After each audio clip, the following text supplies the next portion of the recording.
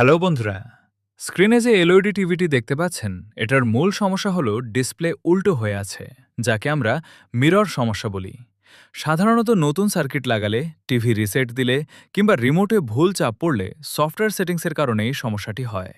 তবে চিন্তার কিছু নেই, মাত্র এক ক্লিকেই এটি ঠিক করা সম্ভব। পুরো ভিডিওটি মনোযোগ দিয়ে দেখুন।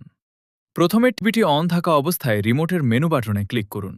ইলেকট্রাল কোড হিসেবে এবার দ্রুত ৪ সংখ্যার একটি কোড ডায়াল করুন। ১১৪৭।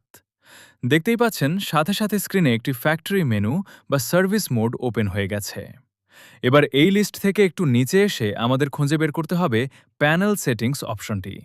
প্যানেল সেটিংসে ক্লিক করার পর ভেতরে অনেকগুলো অপশন পাবেন। এখান থেকে সরাসরি চলে যান মিরর বা মিরর মোড অপশনে। এখন রিমোটের ডান অথবা বাম পাশের ভলিউম বাটনটি চেপে এটিকে অন থেকে অফ অথবা অফ থেকে অন করে দিন। আর দেখুন, জাস্ট এক ক্লিকেই আমাদের স্ক্রিনের ছবি একদম সোজা হয়ে গেছে। সবশেষে রিমোটের ব্যাক বা এক্সিট বাটন চেপে এই মেনু থেকে বেরিয়ে আসুন। দেখলেন তো কত সহজেই সমস্যার সমাধান হয়ে গেল।